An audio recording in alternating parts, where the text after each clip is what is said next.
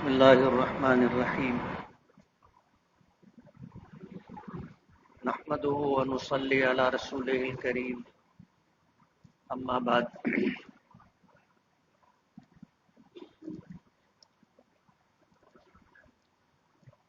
اعوذ باللہ من الشیطان الرجیم لقد کان لکم فی رسول اللہ اسوۃ حسنہ صدق اللہ العظیم۔ بزرگان محترم اور عزیز دوستوں، ربیع الاول کا مبارک مہینہ ہے۔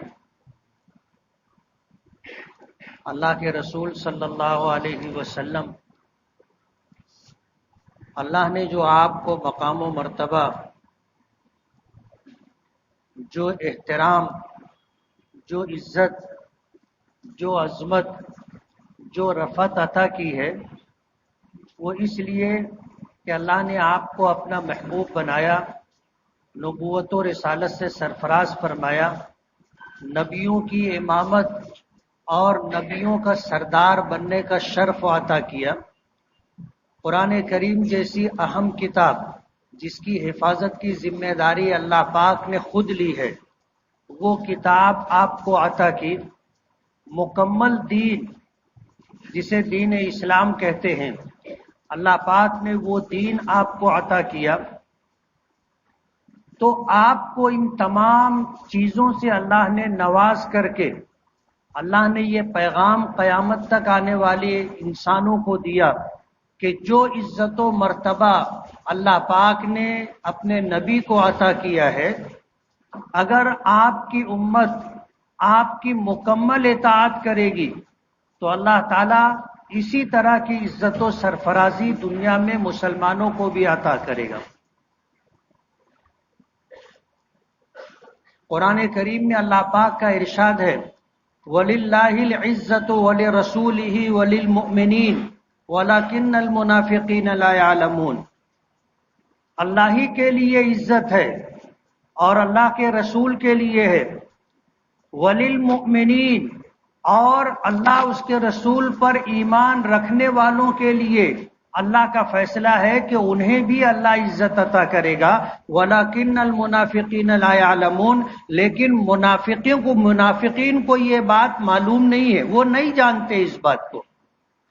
اور دکھ کی بات ہے کہ جو لوگ اپنے آپ کو صاحب ایمان کہتے ہیں، انہیں بھی اس بات کا پتہ نہیں ہے کہ اس دنیا میں اور اس دنیا کے بعد آخرت میں عزت انہی لوگوں کا مقدر ہے جو اللہ اس کے رسول پر ایمان رکھیں گے۔ اور ایمان سے مراد کامل ایمان ہے، آدھا ادھورا ایمان نہیں، کمزور ایمان نہیں، کامل ایمان جو اللہ اور اس کے رسول کے اوپر رکھے گا۔ اللہ کا فیصلہ ہے کہ اللہ اسے اس دنیا میں بھی عزت عطا کرے گا، اور اس عالم میں جسے عالم آخرت کہتے ہیں، وہاں بھی اللہ پاک کی طرف سے عزتوں کا فیصلہ ہوگا۔ یہ پیغام قرآن کریم کا ہم بھول گئے، ہمیں پتہ بھی نہیں۔ منافقین کی طرح ہمارا بھی یہی حال ہے کہ عزت و سرفرازی کا جو راستہ ہے اس راستے کا ہمیں علم نہیں ہے۔ اللہ نے فرمایا وَلَكِنَّ الْمُنَافِقِينَ لَا يَعْلَمُونَ، جو منافقین ہیں انہیں اس بات کا پتہ نہیں۔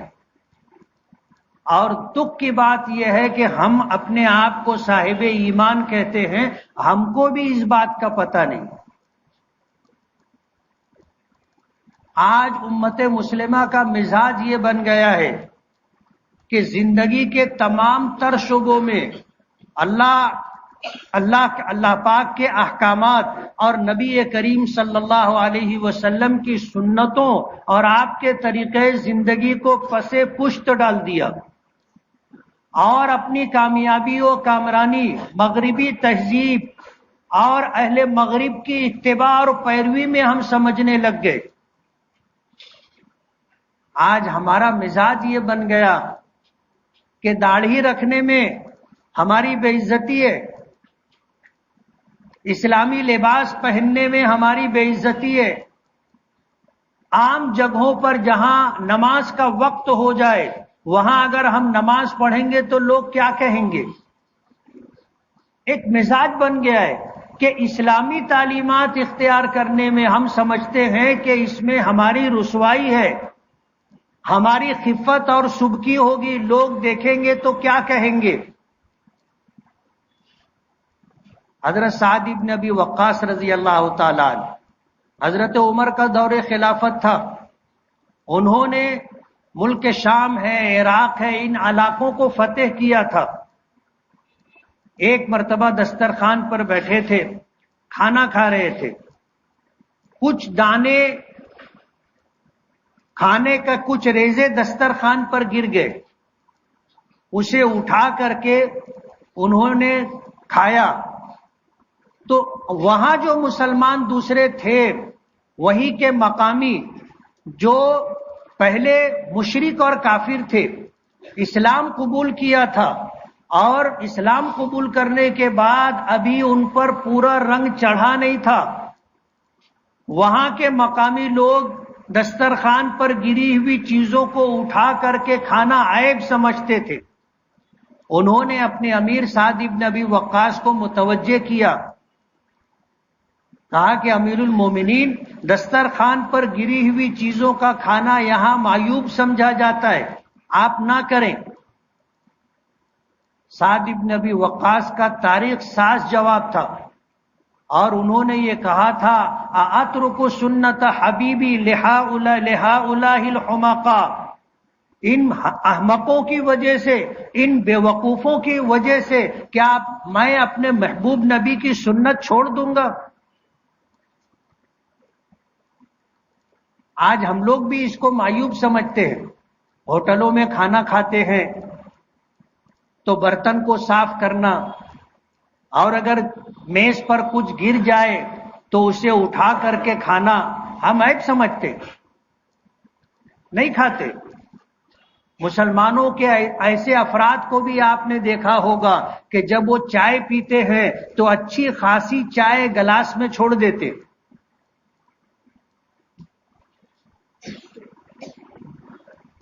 ہم ان چیزوں کو عیب سمجھنے لگے۔ جو ہدایت، جو پیغام ہمارے آقا نے ہم کو دیا تھا، آج وہ ہمارے نزدیک رسوائی کا سبب ہے۔ ہم سمجھتے ہیں کہ مغربی تہذیب اور کلچر کو اختیار کریں گے تو دنیا میں ہم کو عزت ملے گی، لوگ احترام اور عزت کی نظر سے دیکھیں گے۔ سعد بن ابی وقاص کا یہ تاریخ ساز جملہ یاد رکھیے، غیروں کے درمیان بیٹھ کر کے دسترخوان پر گری ہوئے ریزے کو اٹھا کر کے جب انہوں نے کھایا تو لوگوں کے ٹوکنے پر کہا تھا، اَأَتْرُكُ سُنَّةَ حَبِيبِي لِهَٰؤُلَاءِ الْحُمَقَاءِ، ان احمقوں اور بے وقوفوں کی وجہ سے کیا میں اپنے محبوب نبی کا طریقہ چھوڑ دوں گا؟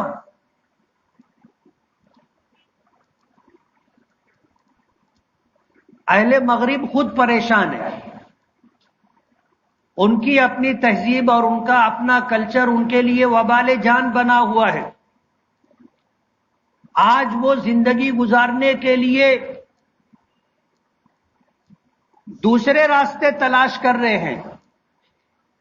جن کا میلان مذہب کی طرف ہے وہ مذہب کا مطالعہ کرتے ہیں، دنیا میں گھوم پھر کر کے دوسری قوموں کے تہذیب اور کلچر کو دیکھ کر کے سمجھنے کی کوشش کرتے ہیں کہ کہاں ہمیں کامیابی ملے گی، کہاں زندگی کا چین و سکون ملے گا، کہاں ہمیں عزت اور باوقار طریقے سے جینے کا موقع ملے گا۔ آج وہ خود پریشان ہے۔ اقبال نے تو بہت پہلے کہا کہ پیغام یہ دیتا ہے ہر روز کا سورج، پیغام یہ دیتا ہے ہر روز کا سورج، مغرب کی طرف جاؤ گے تو ڈوب جاؤ گے۔ سورج روز نکلتا ہے اور روزانہ مغرب کی طرف جاتا ہے تو ڈوب جاتا ہے۔ تو یہ پیغام قیامت تک آنے والے انسانوں کو، اور خاص طور پر مسلمانوں کے لیے جو مغربی تہذیب کے دل دادا ہو رہے ہیں، ان کے لیے ہے کہ مغرب کی طرف جاؤ گے تو ڈوب جاؤ گے۔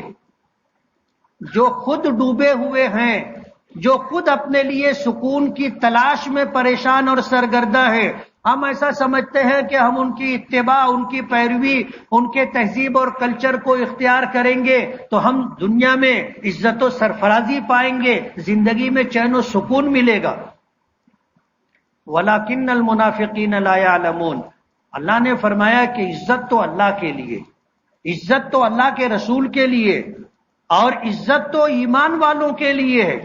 وَلَكِنَّ الْمُنَافِقِينَ لَا يَعْلَمُونَ، لیکن منافقین اس بات کو نہیں جانتے۔ اب ہمیں تھوڑی دیر کے لیے سوچنا پڑے گا کہ ہم صاحب ایمان ہیں یا منافق ہیں۔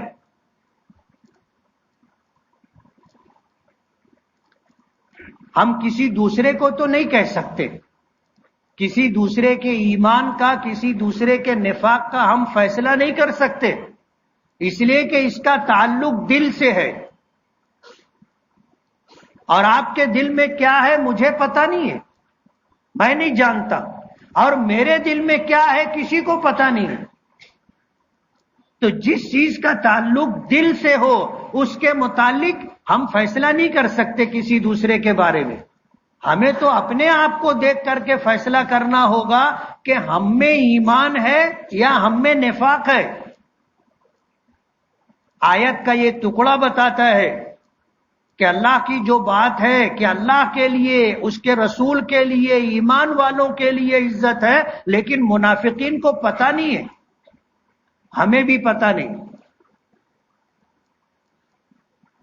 جب ہمیں بھی پتہ نہیں ہے تو اب ہم اس موڑ پر آ کر کھڑے ہو گئے ہیں کہ ہم اپنا جائزہ لیں، اور اپنا جائزہ لے کر کے ہمیں یہ سمجھنا ہوگا اور فیصلہ کرنا ہوگا کہ ہم میں ایمان ہے یا ایمان کی جگہ پر نفاق ہے، کہ عزت اور کامیابی کا راستہ ہمیں معلوم نہیں ہے۔ نفاق کی دو قسم ہے، ایک نفاق قولی ہے، ایک نفاق عملی ہے۔ اللہ کے نبی صلی اللہ علیہ وسلم کا رابطہ تھا اللہ پاک سے، اور وہ رابطہ جسے وحی کہتے ہیں، حضرت جبرائیل آیا کرتے تھے اور آپ کو ان باتوں کی خبر دیا کرتے تھے جو کسی کو نہیں معلوم ہوتی تھی۔ حضرت جبرائیل نے آ کر نبی کریم صلی اللہ علیہ وسلم کو بتا دیا تھا کہ یہ جو لوگ ہیں ان میں سے کون مومن ہے اور کون منافق ہے۔ حضور کے زمانے میں مدینہ منورہ کے اطراف میں بنو نذیر ہے، بنو قریظہ ہے، بنو قینقاع ہے، یہودیوں کے قبائل آباد تھے، اور وہ اللہ کے آخری نبی کے آنے کا انتظار کر رہے تھے، صدیوں سے جا کر مدینے کے اطراف میں آباد تھے۔ ان کی کتابوں میں ان کے علماء نے انہیں یہ بتایا تھا کہ اللہ کا جو آخری نبی ہوگا ہجرت کر کے یثرب آئے گا۔ مدینے کا پرانا نام یثرب ہے، اللہ نے اس کا نام اللہ کے رسول نے اس کا نام تبدیل فرمایا۔ یثرب کے معنی آتے ہیں وباؤں کی، بلاؤں کی سرزمین، اور حضور کی ہجرت کر کے جانے سے پہلے مدینہ ایسا ہی تھا، وہ وباؤں کی زمین تھی، بلاؤں کی زمین تھی، وہاں کے رہنے والے لوگ پریشان تھے۔ جب مسلمان ہجرت کر کے وہاں پہنچے تو مسلمان بھی وہاں کی وباؤں اور بلاؤں میں پھنس گئے۔ حضرت بلال ہیں، حضرت ابو بکر ہیں، دیگر صحابہ کرام سبھی اس طرح کے حالات میں تھے، اور اس سے پریشان ہو کر کے مکے کو یاد کیا کرتے تھے کہ مکہ کتنا اچھا، وہاں کی آب و ہوا کتنی اچھی، وہاں کے رہنے والے کیسے تندرست تھے۔ یہ مسلمان جو ہجرت کر کے مدینہ آئے تھے، مدینے کی وبا اور بخار نے ان کو کمزور کر دیا تھا، اور یہی بات مکے والوں تک پہنچی تھی۔ اللہ کے رسول صلی اللہ علیہ وسلم جب صلح حدیبیہ کے بعد عمرہ کرنے کے لیے سن 7 ہجری میں مکہ پہنچے تھے تو حضرت جبرائیل نے آپ کو خبر دی تھی کہ مکے کے مشرکین، مکے کے سردار آس پاس کے پہاڑوں پر بیٹھے ہیں، یہ دیکھنے کے لیے کہ مدینے کے بخار نے مسلمانوں کو کمزور کر دیا ہے، اس لیے ان پر اپنی جلادت، اپنی طاقت و قوت کا مظاہرہ کرو۔ تو یہ حکم آیا تھا کہ جب بیت اللہ کا طواف کرو تو پہلے 3 چکروں میں رمل کرو، اکڑ کر کے چلو، چھاتی نکال کر کے پہلوانوں کی طرح اکڑ کر کے چلو، تاکہ دشمنوں کو دکھے کہ ہم جن کو کمزور سمجھ رہے ہیں وہ کمزور نہیں ہے۔ حضرت جبرائیل نے آ کر کے حکم دیا تھا، اس وقت سے آج تک اگر عمرے کا طواف آپ کریں، حج کا طواف آپ کریں تو آپ کو رمل کرنا ہے۔ اس کا تاریخی پس منظر یہ ہے، آپ کو جو ہے رمل کرنا ہے، آپ کو بتانا ہے، اکڑ کر کے چلنا ہے۔ آپ بھی سوچتے ہوں گے کہ کیوں اس بات کا حکم دیا گیا، حالانکہ قرآن کریم میں ہے کہ وَلَا تَمْشِ فِي الْأَرْضِ مَرَحًا، زمین پر اکڑ کر کے مت چلو، لیکن مسلمانوں کو دوران طواف حکم ہے اللہ تعالیٰ کے گھر اور اس سے لگ کر کے انتہائی مقدس سرزمین مطاف میں اکڑ کر کے چلنے کا حکم دیا گیا۔ قرآن کریم نے کہا کہ اِنَّكَ لَن تَخْرِقَ الْأَرْضَ وَلَن تَبْلُغَ الْجِبَالَ طُولًا، زمین پر اکڑ کر کے مت چلو، تم زمین کو پھاڑ نہیں سکتے، اور اکڑنے میں تم آسمان تک نہیں پہنچ سکتے، لیکن طواف میں حکم دیا گیا اور آج تک یہ حکم باقی ہے۔ اس کی وجہ یہ تھی کہ مدینہ وباؤں کی زمین تھی، جہاں لوگ پہنچے بیمار ہوئے، کمزور ہو گئے، نقاہت آ گئی، اور مکے سے مدینہ جانے والے مکے کو یاد کر کر کے رویا کرتے تھے۔ حضور سے لوگوں نے اس بات کا تذکرہ کیا تو اللہ کے رسول صلی اللہ علیہ وسلم نے دعا فرمائی کہ اللہ، مدینہ یہ یثرب وباؤں کی سرزمین ہے، اس کو بلاؤں سے، وباؤں سے آپ پاک کر دیں۔ صحابہ کرام کہتے ہیں کہ حضور کی دعا کے بعد ہم نے دیکھا کہ ایک عورت انتہائی بھیانک شکل والی، بدصورت، جس کے سر کے بال ایسے کھڑے ہوئے تھے، وہ مدینے سے نکل کر کے جوفا کی طرف جا رہی تھی۔ لوگوں نے دیکھا کہ مدینے میں تو ایسی کوئی عورت ہے نہیں، یہ کیا کون ہے؟ اللہ کے رسول سے اس کا تذکرہ کیا تو حضور نے فرمایا کہ یہاں جو وبائیں اور بلائیں تھیں، اللہ پاک نے اس کو مدینہ سے نکال کر کے جوفا منتقل کر دیا ہے۔ تو پہلے یہ وباؤں کی زمین تھی، یثرب نام تھا۔ یثرب کے معنی ہی وباؤں اور بلاؤں کی زمین، نام کے بھی اثرات ہوتے ہیں، آپ اس واقعے سے اندازہ کر سکتے۔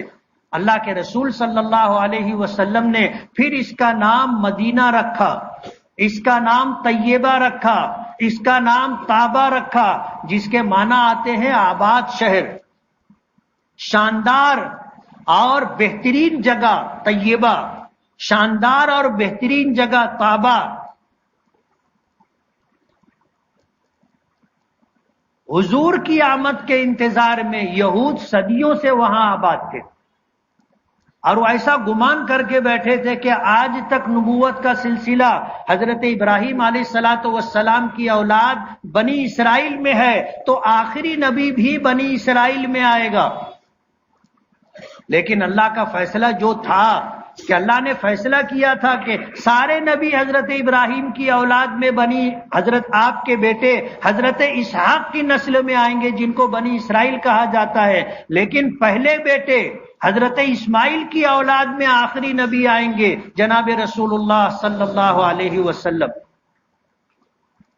اللہ کے رسول آئے، اہل مدینہ نے سبقت کی، یہودیوں سے سنتے تھے، پتا چلا کہ آخری نبی مکہ مکرمہ میں ظاہر ہو چکے ہیں، حج کے لیے آئے سبقت کی، ملاقات کرنا چاہتے تھے. ایک آدمی کو خاموشی میں آپ کے پاس بھیجا اور مینا کی وادی میں بلایا، حضور تشریف لے گئے. اللہ کے رسول کے ہاتھ پر 12 لوگوں نے ایمان قبول کیا. اللہ کے رسول نے ان کو نقیب بنایا، ذمہ داری دی کہ تم اس پیغام کی دعوت دوسروں کو دینا. مدینہ واپس گئے، سال بھر محنت کی. دوسرے سال جب حج کے لیے آئے 70 لوگوں نے ایمان قبول کیا.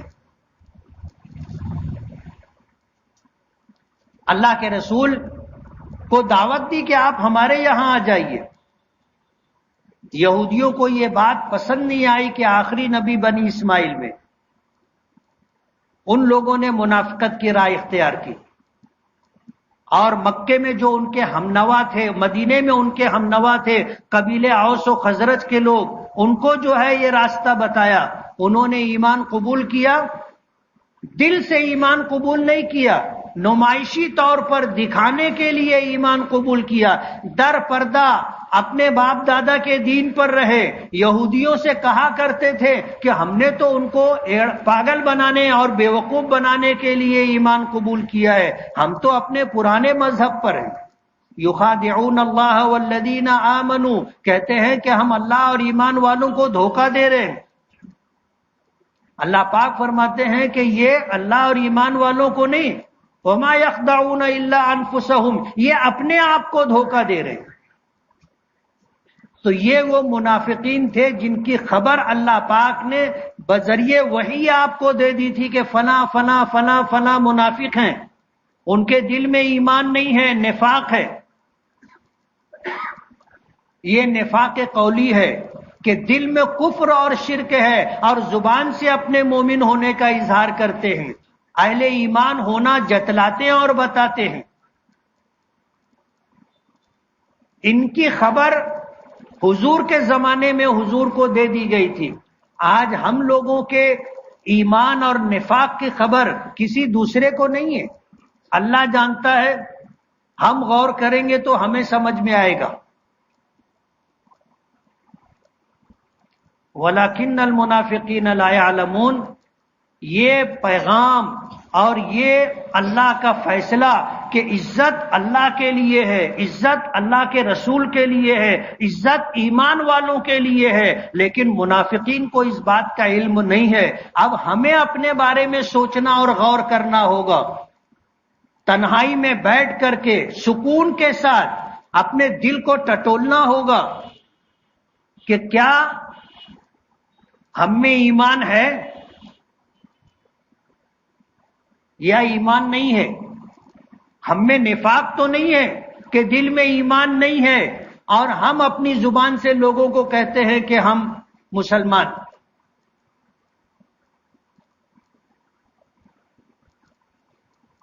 نفاق کی دوسری قسم نفاق عملی ہے. حضور پاک صلی اللہ علیہ وسلم نے فرمایا نفاق عملی کی پہچان یہ ہے کہ جس میں نفاق ہوگا وہ کیا کرے گا. حضور نے بتلایا اذا وعد اخلف، کہ جب وہ کسی سے وعدہ کرے گا تو وعدہ خلافی کرے گا. وَإِذَا خَاصَمَ فَجَرَ، اور جب وہ کسی سے جھگڑا کرے گا تو گالی دے گا.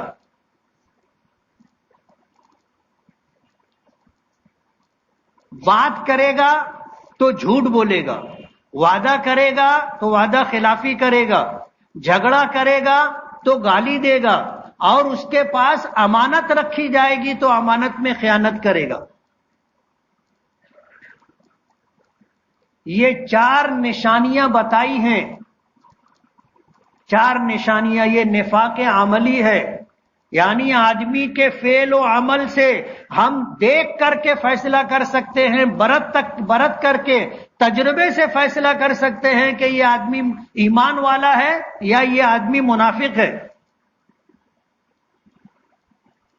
یاد رہے گا 4 نشانیاں ہیں. بات کرے گا تو زور سے بولو، بات کرے گا تو جھوٹ بولے گا، وعدہ کرے گا تو وعدہ خلافی کرے گا، جھگڑا کرے گا تو گالی دے گا، امانت رکھی جائے گی تو امانت میں خیانت کرے گا. یہ اس کے منافق ہونے کی نشانی.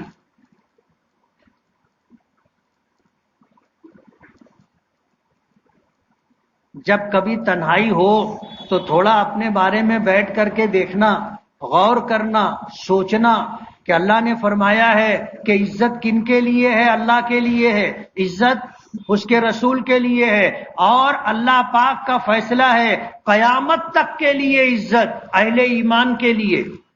اور حضور اللہ نے یہ بھی فرما دیا وَلَكِنَّ الْمُنَافِقِينَ لَا يَعْلَمُونَ، لیکن منافقین کو اس کی خبر نہیں ہے، اس بات کو نہیں جانتے۔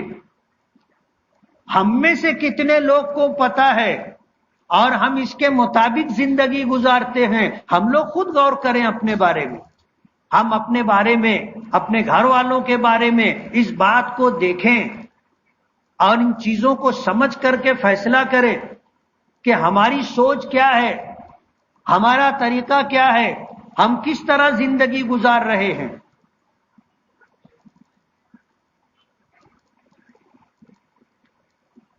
سیرت کا یہ پیغام ہے،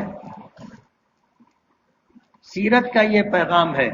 اللہ نے قیامت تک آنے والے انسانوں کے لیے کامیابی، عزت و سرفرازی کا جو راستہ طے کیا ہے، اس کے لیے نمونہ نبی کریم صلی اللہ علیہ وسلم کو بنایا ہے اور اعلان کر دیا لَقَدْ كَانَ لَكُمْ فِي رَسُولِ اللَّهِ أُسْوَةٌ حَسَنَةٌ لِمَنْ كَانَ يَرْجُو اللَّهَ وَالْيَوْمَ الْآخِرَ۔ جو اللہ سے اچھی امید رکھتا ہوگا اور قیامت کے دن کامیابی اور نجات چاہتا ہوگا، اسے یہ بات سمجھ لینا چاہیے کہ اس کے لیے دنیا میں عزت و سرفرازی، کامیابی و کامرانی، اور آخرت میں اللہ کی بارگاہ میں سرخ روئی اور جنت کا حصول اور جہنم سے نجات اس بات میں ہے کہ ہم اپنی زندگی حضور کے طریقے کے مطابق گزاریں۔ یہ ہے سیرت کا پیغام۔ ربیع الاول ہر سال آتا ہے، ہم تقریریں سنتے ہیں اور آپ کی آمد کا جشن مناتے ہیں، آپ سے محبت کا، عشق کا دم بھرتے ہیں، لیکن ہمارا اپنا کیا حال ہے؟ ہم اپنے گریبان میں جھانک کر کے دیکھیں۔ میں آپ کے بارے میں کچھ نہیں کہوں گا اور آپ میرے بارے میں کچھ نہ کہیں، اپنے گریبان میں ہم سب سر ڈال کر کے دیکھیں کہ کامیابی و کامرانی کا راستہ کیا ہے اور ہم کیا کر رہے ہیں۔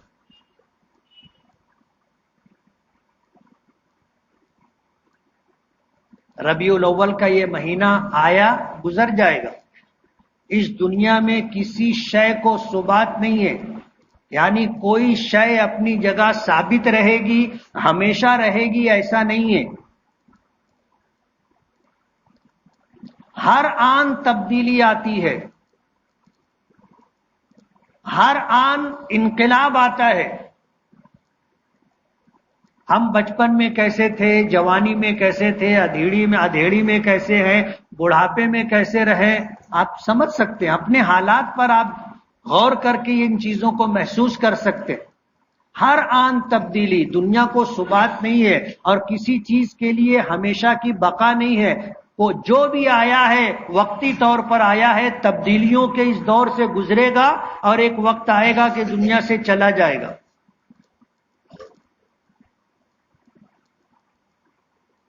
اس لیے ہم لوگوں کو اپنے بارے میں غور کرنا ہے کہ اللہ کے رسول صلی اللہ علیہ وسلم نے جو ہمیں طریقے زندگی دیا تھا، کیا ہم اس طریقے پر زندگی گزار رہے ہیں؟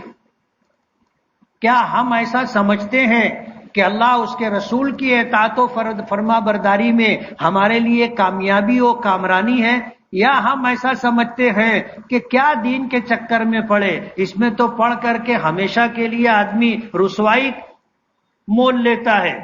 مغربی تہذیب و کلچر میں ہم لوگ کامیابی و کامرانی تلاش کر رہے ہیں۔ ہر شخص اپنے بارے میں غور کر کے فیصلہ کرے۔ آج بھی سویرا ہے، جب آنکھ کھلے جب سویرا، اور اسلام نے تو ہمیں اتنی گنجائش دی ہے کہ جب تک سکرات شروع نہ ہو، موت کا وقت آتا ہے، اس سے پہلے ایک کیفیت ہوتی ہے جس کو سکرات کہتے ہیں، اور اللہ پاک زبان بند کر دیتے، عالم غیب، عالم مشاہدہ میں آ جاتا ہے۔ فرشتے آ رہے ہیں، مرنے والے کو دکھائی دیتے ہیں،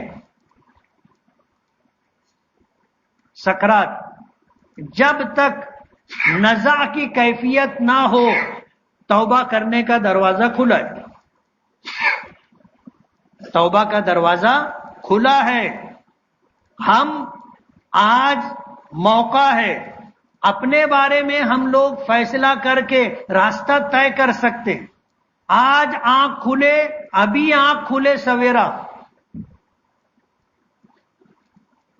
ابھی حضور نے فرمایا التائب من الذنب کمن لا ذنب لہ، آدمی سچی پکی توبہ کر لے تو وہ ایسا ہے جیسا اس نے گناہ کیا ہی نہیں۔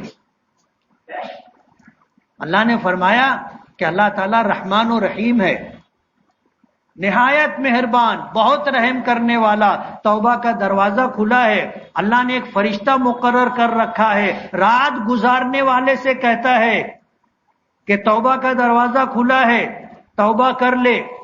صبح ہوتی ہے اعلان ہوتا ہے، شام ہوتی ہے اعلان ہوتا ہے۔ جو لوگ توبہ کر لیتے ہیں اللہ ان کے پچھلے سارے گناہ معاف کر دیتے ہیں۔ حضور نے فرمایا الاسلام یہدم ما کان قبلہ، کہ جو آدمی اسلام قبول کرتا ہے تو اسلام سے پہلے جتنے گناہ ہو گئے سب اللہ معاف کر دیتا ہے۔ اور حضور نے فرمایا التائب من الذنب کمن لا ذنب لہ، گناہوں سے توبہ کرنے والا ایسا ہے جیسے اس نے گناہ کیا ہی نہیں۔ اللہ سارے گناہوں کو مٹا دیتا ہے اور ختم کر دیتا ہے۔ ربیع الاول کا یہ مہینہ ہے، ہمیں ایک پیغام دیا گیا، اس پیغام کو پیش نظر رکھ کر کے ہم اپنے بارے میں دیکھیں، غور کریں، فیصلہ کریں۔ آج سویرا ہے، پتہ نہیں کب ہم میں سے کس کا بلانا آ جائے، اس لیے اللہ کی اطاعت و فرما برداری میں زندگی گزرے، اور ہم یہ عقیدہ رکھیں، اس بات پر یقین رکھیں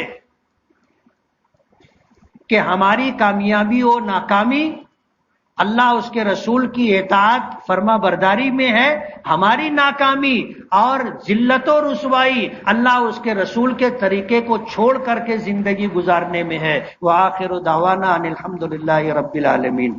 جن ساتھیوں نے سنت نہ پڑھی ہو وہ سنت پڑھ لیں۔